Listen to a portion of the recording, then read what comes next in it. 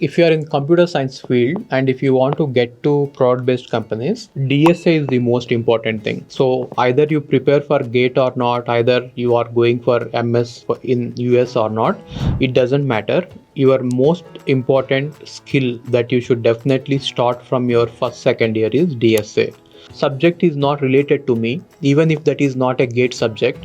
I watch their videos to learn. So I want to keep myself updated. I want to be at the top of my game. Now my students are teaching the students. I might have actually have 4 or 5 generations of teachers who are from me. See, the most important thing in the world is if you are getting people's attention, then what else is required? That means you have done really something good. Otherwise, why would they give their time and attention to you? Many people watch my pirated course, right? That is the sad part. I've also heard a lot about your pirated courses. Yeah, you too must be having one version of it. You are not saying it. Hi everyone, I'm Shumbul Arifa and I work at Microsoft as a software engineer. First of all, welcome to my YouTube channel. Today in the podcast, I have RBR sir with me. Sir, how are you? Yeah, I'm doing great. Thank you. Yeah. Sir, can you give us brief introduction of yourself? So it has been a long journey. So after doing my bachelor's, I have done my master's from IISc Bangalore. And I have been teaching since 2010 and I am very old. After teaching in offline classes for I think 3 years, I started my YouTube channel and I was the first one to have started a YouTube channel in India for teaching. Before me, there was no such channel. Even I was clueless about what to do with the channel. You know, there is an interesting story here. So if you have time, I will share it. Yeah, sure. So I read somewhere that in some website that for these many views, we will get this much revenue on YouTube. Then I calculated that, okay, there are these many students for GATE, and if all of them watch my YouTube videos, I will get these many views for each video, and multiplied by the number of videos, I will get these many views, and multiplied with the number of the amount per view, I will be getting this much amount of money, was what I thought. So that calculation was very huge. Like, it was like, I think in lot of lakhs. But when I really did that, implemented that on YouTube, there was no revenue at all. Then later, after doing a lot of research, I found out that YouTube has a different way of paying. If your audience are students and if your audience are Indians, then the payment will be very less. So that is how I started my YouTube channel. And then later I made it into a business. And then my company was the biggest company in India when it comes to online. And now there are other tech companies. But then back then it was the largest company in India. And I have trained thousands of students. I think I might have trained lakhs of students. And a lot of them are in very good position. I'm really proud of it. One more thing, it is not that I was only after money. Teaching was my passion. I somehow missed out. Otherwise, people will think that I did everything for money. Yeah. Money is the motivating factor. Money should be there. But other than that, it is my passion as well. Somehow I wanted to monetize my passion. Yeah, that is very important because you have a family to serve. Yeah. I've watched that passion because I've watched your 6 a.m. videos at 6 a.m. because you also posted a video saying why you should wake up early, and I really implemented that in my real life and I got very benefited from that. Currently, sir has over 6 lakhs students on his YouTube channel. Yes. And he is a well-known educator and he has been in this industry for 15 years around. Yeah. So, sir, yeah, I'm very old. Yeah, you are very experienced, I would say. You are very professional, and he has taught a lot of students and many did great in many competitive exams, especially GATE. Yeah. So, sir, you are also known as God of Computer Science. How do you feel about that? See, I don't know how it started. I don't remember the student who started it, but someone has started it and it caught up like a wildfire. Everyone started calling me. Again, this is because I was the first one to have started teaching on YouTube and I became very popular among the students. That is how it has spread. My timing was perfect because there was no one. And now there are a lot of people, and now finding visibility is very difficult. There are a lot of people who are better than me, but who are not getting good visibility. Even I try to give them visibility also. But yeah, people, there are better people than me. I don't deserve to be called as god of computer science. In fact, no one should be called that, because there is nothing called the best. That changes every day. Like every day there will be better person. I am very sure that there will be a 16-year-old kid who knows more than me. I am very sure about that in computer science. Okay, Yeah. I remember saying that you are doing better than many, and many are doing better than you. So Yeah. just do your best. Yeah, yeah. But I think you have helped a lot of students and a lot of people. So that's why people gave you that tag. Yeah. And yeah, I think that was a very humble answer, but I respect you a lot. Thank you so much. Okay, sir, you have made a lot of lectures about competitive exams, especially for GATE. So, can I ask what is the right strategy to prepare for any exam? So many people think that they should read all the books for the competitive exams, but that is not a right way to go ahead with that, because books will contain lot of information which will not be asked in the exam. So if you go about by reading the books, you are not going to win the competitive exam. First thing that anyone should do is see the previous year question papers. That is the most important thing. You have to see all the previous 20-year question papers and then understand what kind of questions are going to be asked, and you have to read only those parts which are frequently asked. But then these days, see, in my days, I had to read books. There were no options. But now there are a lot of video tutorials available. So they are filtering out the books. Someone has read the book and he has presented everything in a beautiful and in a short. See, it is all about saving time. How do you save time? In less time, how can you learn more? That is when you watch videos of experts who have already read books. So question papers and videos, they should be sufficient. Otherwise, you will not be able to cover 20-30 books in 6 months. That is impossible. Okay. Yeah, I think even for me, it's very difficult to just prepare via books. And that's why I used to watch your lectures, and it helped me understand the concepts better. Yeah, that is what I did. Ultimately, I saved the time of students. That is why people watch my videos or pay for my videos, because we are saving time. We are making it more convenient. I mean, any service in the world you take it, why people are paying you? Because you are making it convenient. So if you can make something convenient and easy for the people, you can build a business out of it. Yeah, exactly. Sir, my next question is a follow-up. So, what motivated you to start putting GATE lectures? Were you really good at it, or what motivated you to start teaching in that area? So, teaching was my passion. I wanted to have a career in teaching only. And then I had to decide what to teach. There were few options. I could go to IIT JEE and teach, or I could teach for GATE, or I could join the engineering college. And then out of all these options, I felt that GATE is better suited for me because I was good at it. So that is how we started. Okay, sir. So when students prepare for these competitive exams, there is a lack of motivation, or sometimes they get demotivated. So how should they keep themselves motivated to prepare for these exams? See, whenever you are preparing for competitive exam, your mind should be extremely active. So you can do 3 things to keep your mind active. One is do workout, some physical workout, either running, jogging, swimming, or you can do gym, yoga, or whatever. That is really important thing. Many people simply ignore it, but this will really help you in getting good blood circulation to your brain. And the second thing that I feel is meditation.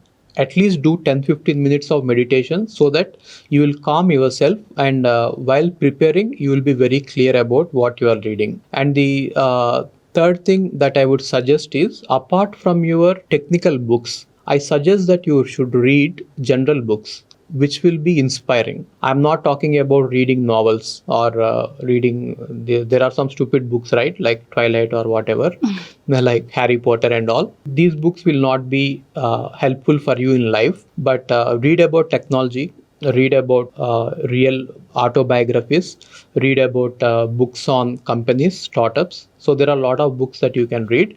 You have to do all these 3 to keep yourself motivated, because it is like a marathon. preparing for competitive exam is not like preparing for semester exams. Semester exam is just a sprint. You just prepare for 1 or 2 days before the exam. But when you take a competitive exam, this is for 1 year. For 1 year, you have to stay on the course. You have to stay motivated. So you have to do all these things. It will just take 1.5 hour time for you to do all these things, and you will definitely be motivated. And by reading these books, you will feel more like preparing, putting in more hours into preparation, and keep yourself motivated. If you just only prepare for your exams, you will not have that motivation, and you will keep on giving up, procrastinating all these things. So you do these things which will keep your preparation on track. Yeah. Okay. Yeah, I think that's very well said. We have to take out our self time or self growth time every day. So you mentioned it 1.5 hours. Yeah, I one and a think- half hour is sufficient. Yeah, I think that is very important for you to grow and be healthy as well. And you don't have to be, what do we say in Hindi, kitabi kida. So that is a very helpful suggestion. Sir, you mentioned about reading books. So as a beginner, what book should we pick? I am sure you have read a lot of books. So can you suggest some beginner friendly books? So I will tell you a few books. Yeah. So first one that you should read is Good to Great, Innovator's Dilemma, Blue Ocean Strategy, 0 to 1, Exponential Organizations. One is this Eat That Frog, Man's Search for Meaning. So there are a lot of books that I can give a list in the description better. Yeah, sure. I will provide a list of all these books. And if you want to start with book reading, which you should, just start with any of these. Yeah. Sir, my next question is a technical one. So, what are the skills that one should learn or focus on as a beginner or as a newbie in the field of computer science and engineering? If you are in computer science field and if you want to get to product based companies, DSA is the most important thing. So either you prepare for GATE or not, either you are going for MS in US or not, it doesn't matter. Your most important skill that you should definitely start from your first second year is DSA. Solve at least 1,000 questions on DSA and be very good with DSA. And apart from that, depending on your interest, you can choose and learn other subjects. For example, if you want to become a data scientist, then you can learn DS, data science.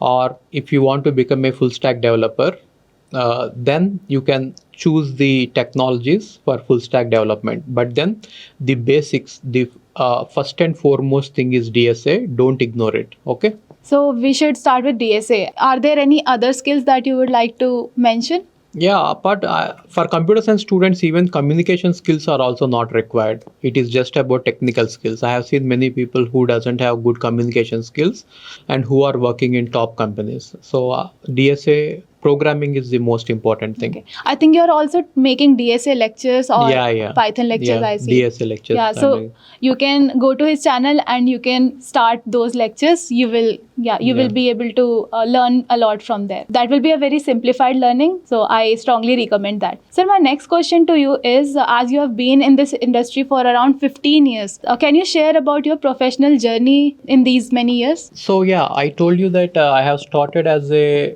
freelance trainer, then an YouTuber, then an entrepreneur. Then I have guided many students. So what I have observed in any profession is you need to have that mindset where you don't get into the comfort zone. It doesn't matter how much money you earn. That is secondary.